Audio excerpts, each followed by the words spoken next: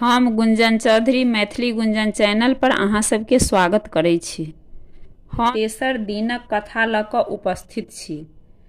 कथा छनि पृथ्वीक कथा।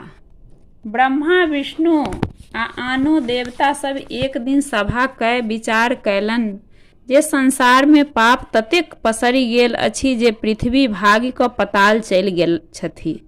हुनका कोनो तरहे ऊपर आनक चाही, तखनहि संसार बसि सकैत अछि। सब मिली पाताल गेलाह आ पृथ्वी से प्रार्थना कैल ऊपर आबऽ के लेल। पृथ्वी कहलखिन, लोग हमरा ऊपर रहैत अछि आ हमरे ऊपर मल मूत्र त्याग करैत अछि। एहि से हमर अपमान होइत अछि जे हमरा सहा नहि अछि। देवता लोकनि कहलखिन, अहाँ एकर चिंता नहि करू।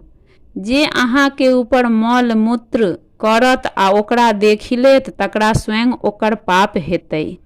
जे अहाँ से बिना क्षमा मंगने अहाँ के ऊपर पैर रोपत सेहो पापक भागी होयत। देवता लोकनि अनुनय विनय पर जखन पृथ्वी ऊपर एलीह तखन डगमगाइत छलीह। तखन विष्णु भगवान कछुक रूप धारण कय अपन पीठ पर राखि लेलनि। अब समुद्र मंथन के कथा। देवता लोकनि सुमेरु पर्वत पर समुद्र मंथनक विचार विमर्श लेल एकत्र भेलाह। विष्णुक विचार भेल जे ई कार्य देव दानव सब मिलि कऽ करथिन। हुनके विचार सँ बासुकी नाग बजाओल गेल। ओ मंद्राचल पर्वत पर अपन देह के लपटाय ओकरा उखाड़ि समुद्रक कात लय आनल। ओ समुद्र मंथन सँ प्राप्त अमृत से हिस्सा भेटबाक लोभे मंथनक कष्ट सहबा लेल प्रस्तुत भेलाह। आब प्रश्न उठल जे एतेक भारी मंदार यदि समुद्र में खसाओल जाय तऽ ओ डूबि जायत। ते कोनो आधार होयबाक चाही जाहि ठाम राखि के मंथन कयल जाय। ई भार देवता ओ दानव को आग्रह कयल पर कर्मराज कच्छप गछि लेलखिन।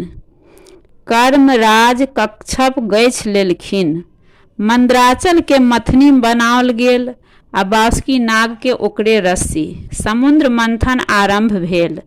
नाग फोफ दिस दानव सब पकड़ि लेलाह, पूछ दिस देवतागण। समुद्र मंथन सँ समुद्रक जीव जंतु सब पिसाय लागल आ मंदारक ऊपर गाछ पर आपसी रगड़ सँ टूटि टूटि खसय लागल। ओहि रगड़ से पृथ्वी पर आगि लागि गेल तऽ ओहि परहक जड़ी बूटी सोना चांदी मूंगा मोती आदि जड़ि कऽ भस्म भऽ गेल। देवता के गर्मी से व्याकुल देखी इंद्र वर्षा करय लागल।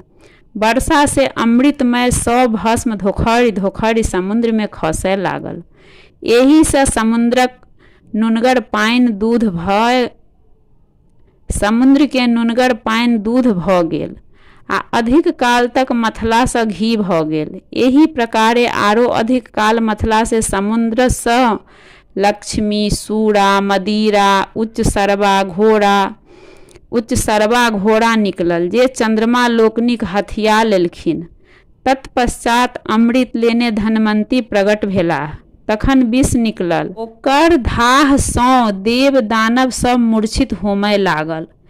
तखन हाहाकार मचि गेल। अंत में विष्णुक निंघोरा से महादेव सबटा विष के घोटि गेलाह। ओहो शीघ्र ही बेहोश भय गेलाह। तखन गौरीक निंघोरा विनती पर विषहाराक संग बहुत रास साँप, बिरहनी, चुट्टी आदि जा कऽ महादेवक शरीर सँ विष निकाल अंत में महादेव के अनुरोध पर कंठ में कनिक विष छोड़ि देलक, जाहि से हुनका कंठ कारी भय गेल। ताहि सँ ओ नीलकंठ कहाबय लागलाह। अमृत लेल देवता आ दानव झगड़ा होमय लागल। दानव सभक कहब छला जे समुद्र से बहरायल सब वस्तु तऽ देवता सब लइए लेलखिन, किंतु जाहि अमृत लेल सब एतेक परिश्रम केने छलाह ताहि में हुनको सबके हिस्सा भेटबाक चाही। देवता सबके ई डर छलाह जे बिना अमृत पीनहि दानव सब बहुत बलिष्ठ छला आ कएक बेर देवता सबके परास्त कऽ स्वर्ग से भगा देने छला। यदि ओ अमृत पीबि लेत तखन तऽ अमर भय जायत। आ सदिखन हुनका सबके दबौने रहत। ई सोची भगवान विष्णु मोहिनी रूप धारण कय दानव सबके मोहबाक लेल हुनका सभक आगू ठाढ़ भय गेलाह। दैत्य मोहिनी स्त्री सँ मोहित भ अमृत उठाय हुनके हाथ में राखि अस्त्र शस्त्र ल देवता लोकनिक युद्ध करय दौड़ल। तावत भगवान नारायण देवता सबके अमृत पिया देलन।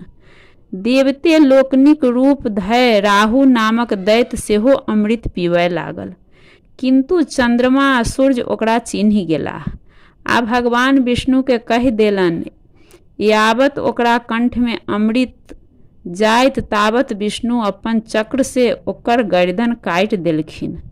अमृतक स्पर्श भेला के कारणे ओ मरि नहीं सकल, किंतु दुई भाग में विभक्त भय मुंड राहु आ धौर केतु कहावलक। ताहि सँ ओ सूर्य आ चंद्रमा का शत्रु भय गेल। तें एखनहु धरि ओ कहियो कहियो अमावस्या में सूर्य के आ पूर्णिमा में चंद्रमा के गिर लैत अछि, जाहि सँ सूर्य ग्रहण आ चंद्रग्रहण होइत छै। जे ओकर धौर कटल छैक ते सूर्य चंद्रमा फेर बाहर भय जाइत छथि। देवता के अमृत पियौला के पश्चात भगवान विष्णु अस्त्र शस्त्र लय दानव सबसँ घमासान युद्ध क ओकरा सबको मारि काटि पाताल भगाय देलनि। बचल अमृत इंद्र के सुपुत्र कय देल। ओ विश्वकर्मा ओकर रखवारी भार देल गेलनि। समुद्र मंथन में वासुकी नाग रस्सी कार्य कयने छलाह। हुनका देवता लोकनिक ई वरदान भेटल जे हुनका मायक श्राप नहीं लगतनि आ ओ 100 परिवार जन्मे जय महाराजक यज्ञ में नहीं जैताह। हुनकर भागिन आस्तिक मुनि हुनकर रक्षा करथिन।